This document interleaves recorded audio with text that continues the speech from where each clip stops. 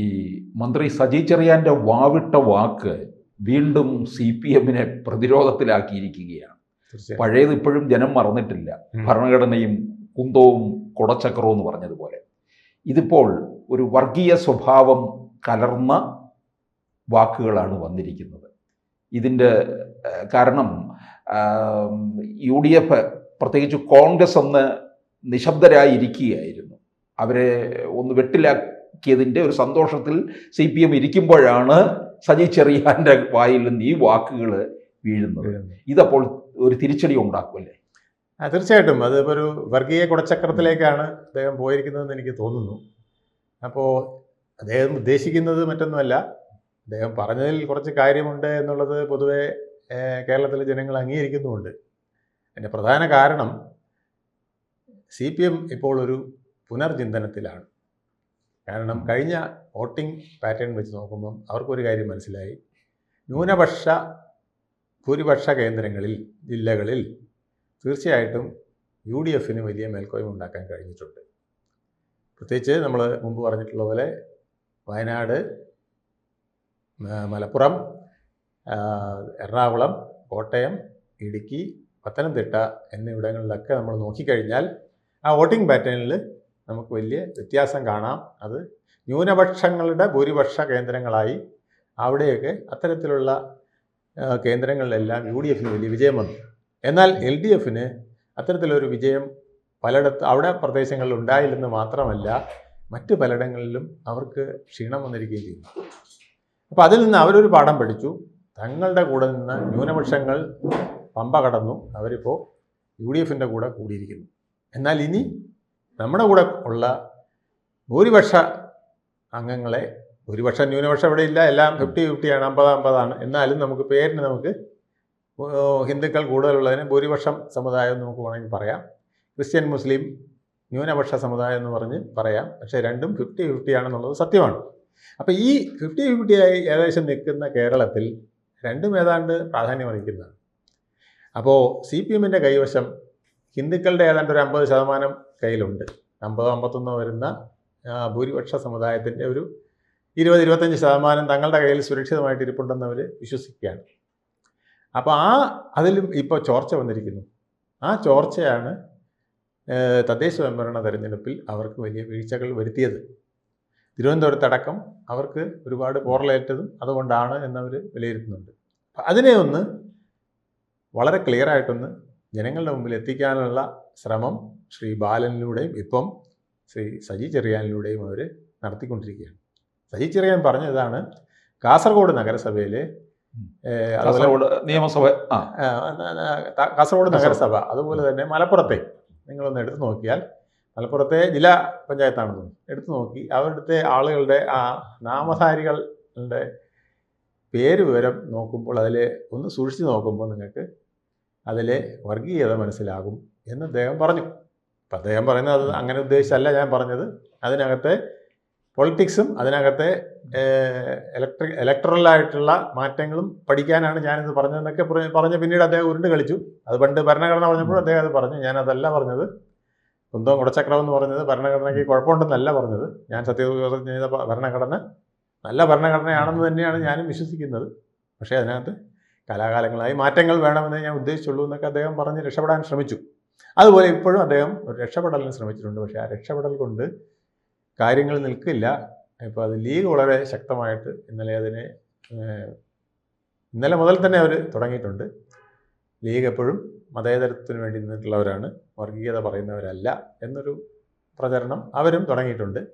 അതിനായിട്ട് അവർ ഈ തദ്ദേശ സ്വയംഭരണ സ്ഥാപനങ്ങളിൽ മത്സരിച്ച ചിലരുടെ പേരുകളൊക്കെ വിളിച്ചു പറയുന്നത് കേട്ടു. തങ്കമ്മയുണ്ട്, ശാന്തയുണ്ട്, രുക്മിണിയുണ്ട് എന്നൊക്കെ പറഞ്ഞ് പല പേര്. കാരണം അവിടെ 35% അടുപ്പിച്ച് അതിൽ കൂടുതലാണ്ടുണ്ടെന്ന് ഹിന്ദുക്കൾ. ആ പെർസെൻറ്റേജിൽ തീർച്ചയായിട്ടും ഹിന്ദു സ്ഥാനാർത്ഥിയൊക്കെ നിർത്തി കാണും, അത് താഴെത്തട്ടിൽ. അതേസമയം നിയമസഭ വന്നാലോ ജില്ലാ പഞ്ചായത്ത് വന്നാലോ MP സ്ഥാനം വന്നാലോ 57 മുതൽ ഇന്ന് വരെ എടുത്താലും സംഗതി തഥൈവ തന്നെയാണെന്നുള്ളത് സജി ചെറിയാൻ പറഞ്ഞ ലിസ്റ്റ് എടുത്ത് നോക്കുമ്പോൾ നമുക്ക് മനസ്സിലാകുന്നുണ്ട്.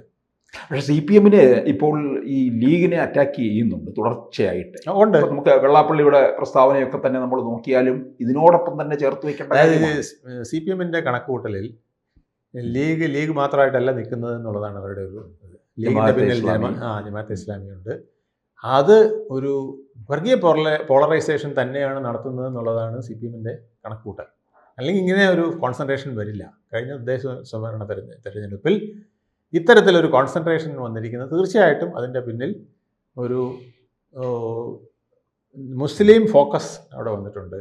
ആ ഫോക്കസ് വന്നതിൻ്റെ പിന്നിൽ ഈ പറയുന്ന മതേതരത്വമല്ല അല്ലാത്ത പലതും ഉണ്ട് എന്നുള്ളതാണ് അവർ സംശയിക്കുന്നത്. അതുകൊണ്ടാണ് അവർ ശ്രീ ബാലനിലൂടെയും അതുപോലെ തന്നെ സജി ചെറിയാനിലൂടെയും മന്ത്രി സജി ചെറിയാനിലൂടെയൊക്കെ ഇതുപോലുള്ള കാര്യങ്ങൾ അവർ വെളിപ്പെടുത്തുന്നത് ജനങ്ങൾക്ക് ബോധ്യമാകട്ടെ എന്നിട്ടാണ്. അതോടൊപ്പം വെള്ളാപ്പള്ളിയും സുകുമാരൻ നായരും ഈ കാര്യങ്ങളൊക്കെ തന്നെയാണ് പറഞ്ഞു വരുന്നത്. ഏതെങ്കിലും ഒരു വിഭാഗത്തിലേക്ക് ഫോക്കസ് പോയി കഴിഞ്ഞാൽ നമ്മുടെ തെറ്റിപ്പോവും, ലൈൻ തെറ്റിപ്പോവും. ഇന്നലെ ന്യൂനപക്ഷങ്ങൾ കൂടുതലുള്ള ഒരു മേഖലയാണ്, പ്രത്യേകിച്ച് മുസ്ലിങ്ങൾ കൂടുതലുള്ള ഒരു മേഖലയാണ് മലപ്പുറം. അപ്പോൾ അവിടുന്ന് ജയിച്ചു വരുന്നത് ഏറിയ പങ്കും മുസ്ലിങ്ങളായിരിക്കുമെന്ന് ഇന്നലെ മുസ്ലിം ലീഗിന് ഏതാണ്ട് സമ്മതിക്കേണ്ടി വന്നു എന്നുള്ളതാണ്.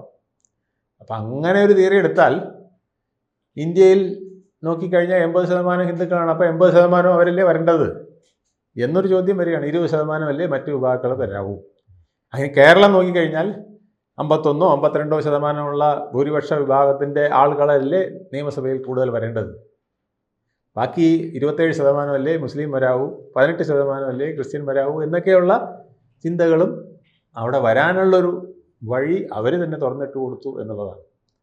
എന്തായാലും ഇത് വല്ലാത്തൊരു കളിയാണ്.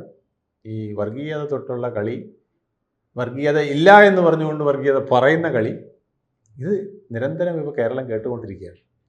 കേരളം മാറിക്കൊണ്ടിരിക്കുന്നു എന്നുള്ളത് അതെല്ലാം ലീഗിനെ മുന്നിൽ നിർത്തിക്കൊണ്ട് തന്നെയാണ് അറ്റാക്ക് ചെയ്തുകൊണ്ട് തന്നെയാണ്. അതിൽ പ്രതിരോധം തീർത്തുകൊണ്ട് PD സതീശനും K മുരളീധരനും മുന്നിൽ വരുന്നുണ്ട്. അപ്പോൾ അവർ ചതിയൻ ചന്തുമാരായിട്ട് പിന്നെ ഭൂരിപക്ഷ സമുദായത്തെ പറ്റിക്കാൻ നിൽക്കുകയാണെന്നുള്ളതാണ് മറ്റു വിഭാഗക്കാർ പറഞ്ഞുകൊണ്ടിരിക്കുന്നത്. കുറേ മണ്ടന്മാരെ ഇങ്ങനെ പറ്റിച്ച് എല്ലാ കാലവും നിർത്താൻ വിചാരിച്ചാൽ നടക്കില്ല എന്നുള്ള രീതിയിലേക്കാണ് അവരും പറഞ്ഞുകൊണ്ട് പോകുന്നത്. ഞാൻ ഓർക്കുന്നത് പിന്നെ വെള്ളാപ്പള്ളി നടേശന്റെ നേരെ പലരും ആക്രോശിച്ച് ചെന്നില്ലേ ലീഗിനെയും മലപ്പുറത്തെയും പറ്റി പറഞ്ഞപ്പോൾ. അതെ, ഇപ്പൊ അതിന്റെ വേറൊരു സമാനമായ രീതിയിലുള്ള ഒരു അറ്റാക്ക് തന്നെയാണ് നടന്നുകൊണ്ടിരിക്കുന്നത്.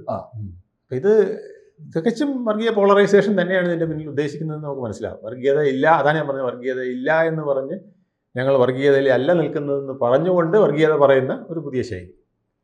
ഇത് പണ്ട് ബദൽ രേഖ പറഞ്ഞ പോലെയാണ്. മാർക്സിസ്റ്റ് പാർട്ടിയുടെ ബദൽ രേഖ മുമ്പ് എന്തായിരുന്നു? ME രാഘവൻ്റെ ബദൽ രേഖ ഇത് തന്നെയാണ്. ബദൽ രേഖ എന്ന് കേൾക്കുമ്പോൾ നമ്മൾ ചോദിക്കും ബദൽ രേഖയാണെന്ന്. പക്ഷേ മുസ്ലിം ലീഗിനെ ഇങ്ങ് കൂട്ടണം, മുസ്ലിങ്ങളെ ഇങ്ങ് കൂട്ടണം എന്നുള്ള അർത്ഥത്തിലാണ് അത് പറഞ്ഞു വരുന്നത്. കേൾക്കുമ്പോൾ ബദൽ രേഖയാണ്, അതിനകത്തൊരു വർഗീയതയില്ല, ഒന്നുമില്ല. അല്ല, ഈ ചുവടുവയ്പ്പാണ് സത്യം പറഞ്ഞാൽ ഇന്ന് മാർക്സിസ്റ്റ് പാർട്ടിയുടെ ഈ പ്രതിസന്ധിയിൽ എത്തിച്ചതെന്നുള്ളത് നമുക്ക് കണ്ടാൽ മനസ്സിലാവും. രണ്ടാം പിണറായി സർക്കാരിന്റെ കാലത്ത് എത്രയോ തവണ മുസ്ലിം ലീഗിനെ ഇങ്ങോട്ടേക്ക് ക്ഷണിച്ചു. അതെ, അപ്പോൾ മുസ്ലിം ലീഗ് വർഗീയ സംഘടനയല്ല, അത് കഴിയുമ്പോൾ വർഗീയ സംഘടനയാണ്, അതാണ് അവരും ചോദിക്കുന്നത്. പക്ഷേ ഇപ്പം അങ്ങനെയല്ല എന്നാണ് മറ്റുള്ളവരിപ്പം പറയുന്ന വ്യാഖ്യാനം. മുസ്ലിം ലീഗ് പഴയ മുസ്ലിം ലീഗ് അല്ല, അതിൻ്റെ പിന്നിൽ ജമാഅത്തെ ഇസ്ലാമി അടക്കമുള്ളവരുണ്ട്, നിങ്ങൾ ആ മൂട് പടം ഒന്ന് മാറ്റി നോക്കൂ എന്നുള്ളതാണ് അവരുടെ ഇപ്പോഴത്തെ പുതിയ വെർഷൻ. അതിനാണ് ഈ കാര്യങ്ങളെ കൊണ്ടുവരുന്നത്. അപ്പം ജനം എന്തായാലും ഈ ഓരോന്നും വീക്ഷിച്ചുകൊണ്ടിരിക്കുകയാണ്. എനിക്ക് തോന്നുന്നത് ഇന്ത്യൻ പിന്നെ ഭരണഘടനയിലോ അല്ലെങ്കിൽ ഇന്ത്യയുടെ ഇലക്ഷൻ കമ്മീഷനോ വല്ല ഒരു നിബന്ധന വയ്ക്കണം. ഈ പീപ്പിൾസ് റെപ്രസെൻറ്റേറ്റീവ് ആക്ടിൽ എന്തെങ്കിലും മാറ്റങ്ങൾ വരുത്തിക്കൊണ്ട് കൂടുതൽ പേരുള്ളിടത്ത് കൂടുതൽ അവരിൽ നിന്നുള്ളത് വരുത്തണമെന്നോ മറ്റൊന്നും വരുത്തേണ്ടി വരുമെന്ന് തോന്നുന്നു. ഇങ്ങനെ പോവുകയാണെങ്കിൽ കുറവ് ആൾക്കാരുള്ളിടത്ത് അവിടെ നിന്നുള്ളവരുടെ പ്രാതിനിധ്യം അനുസരിച്ച് വരണം. അപ്പോൾ ജനസംഖ്യാ പ്രാതിനിധ്യമായി ഡെമോഗ്രാഫി അനുസരിച്ച് ഒരു പ്രാതിനിധ്യം കൊണ്ടുവരണമെന്നാണ് ഇപ്പം മിനിമം വരുന്ന ഒരു സൊല്യൂഷനായിട്ടെങ്കിലും തോന്നുക എന്നെനിക്ക് തോന്നുന്നു. അല്ലെങ്കിൽ പിന്നെ ഇങ്ങനെ പറയേണ്ട കാര്യമില്ലല്ലോ. മലപ്പുറത്ത് ഞങ്ങൾ കുറച്ച് കൂടുതലുണ്ട്, അതുകൊണ്ട് ചിലപ്പം ഞങ്ങളുടെ എണ്ണം കൂടിയിരിക്കും എന്ന് പറഞ്ഞാൽ മറ്റുള്ളിടത്ത് അവരുടെ എണ്ണം കൂട്ടാം എന്നുള്ളതൊരു മൗനസമ്മതം പോലെ, അല്ലെങ്കിൽ ഒരു അർത്ഥഗർഭമായ ഒരു സത്യം സമ്മതിച്ചു കൊടുക്കുന്നത് പോലെ അല്ലേ വരുന്നത്. അല്ല, ലീഗ് UDF-നകത്ത് വലിയ ആധിപത്യം സ്ഥാപിക്കുന്നതും മറ്റുള്ളവരെ ചൊടിപ്പിക്കുകയും ചെയ്യുന്നു. അല്ല, ലീഗ് ആധിപത്യം സ്ഥാപിക്കുമെന്നുള്ളതിന് യാതൊരു സംശയമില്ലല്ലോ. ഇപ്പം സ്ഥാപിച്ചിട്ടുണ്ട്, എപ്പോഴും സ്ഥാപിക്കും. നമ്മൾ വേറൊന്നും അറിയണ്ടല്ലോ. ഇപ്പം നമ്മൾ ജോസ് കെ മാണി പാലായിൽ വരുന്നു എന്ന് പറഞ്ഞതും മാണി സി കാപ്പൻ എവിടെയാണ് പോയത്? KPC ഓഫീസിലേക്കല്ല പോയത്, ലീഗിൻ്റെ UDF-ന്റെ ചെയർമാനെ കാണാനും അല്ല പോയത്. അദ്ദേഹം പോയത് എവിടെയാണ്? പാണക്കാട്ടേക്കാണ് പോയത്. കുഞ്ഞാലിക്കുട്ടിയെയാണ് കണ്ടത്, അല്ലേ? അതെ. അപ്പോൾ അതിൻ്റെ അർത്ഥം എന്താണ്? UDF എല്ലാ പ്രശ്നങ്ങളും സോൾവ് ചെയ്യുന്നത് പാലക്കാടാണ്. തിരുവനന്തപുരത്തായിരിക്കില്ല, പാണക്കാടായിരിക്കും തന്നെയാണ്. ഇത് മുൻകൂട്ടി കണ്ടുകൊണ്ടാണ് പിന്നെ പെരുന്നയിലായാലും കണച്ചിക്കുളങ്ങരയായാലും ചില ശബ്ദങ്ങൾ ഉയരുന്നത്. അപ്പം അങ്ങനെ പറ്റില്ല. സതീശൻ ഇങ്ങനെ വർഗീയത ഇല്ല എന്ന് പറഞ്ഞ് വർഗീയതയ്ക്കെതിരാണ് എന്ന് പറഞ്ഞിട്ട് അങ്ങനെ വേറൊരു സ്ഥലത്തേക്ക് ഇത് കോൺസെൻട്രേറ്റ് ചെയ്യാൻ പറ്റില്ല. തിരുവനന്തപുരത്തെ സെക്രട്ടേറിയറ്റിനകത്ത് നിർത്തണം കാര്യങ്ങൾ. അതിന് കഴിയില്ലെങ്കിൽ ഞങ്ങൾ പോരിനിറങ്ങിയാൽ നിങ്ങൾ ജയിച്ചു വരുന്നത് ഞങ്ങൾക്കൊന്ന് കാണണം. ഈ രീതിയിലാണ് ഇപ്പോഴത്തെ ഇലക്ഷൻ്റെ പോക്ക്. അപ്പോൾ ഇതിനെ സതീശൻ അതിജീവിക്കില്ലയോ, അതിന് മറ്റ് ഘടകകക്ഷികൾ എത്രത്തോളം പിന്തുണ കൊടുക്കും എന്നൊക്കെയുള്ളത് നമുക്ക് ഇനി ഒരു 90 ദിവസത്തിനകം അറിയാൻ പറ്റും. അതിലേക്കാണ് നമ്മുടെ നീക്കം. കൂടുതൽ വാർത്തകളും വിശേഷങ്ങളും നിങ്ങളിലേക്ക് എത്താൻ ABC മലയാളം സബ്സ്ക്രൈബ് ചെയ്യുക, ബെൽ ബട്ടണും അമർത്തുക.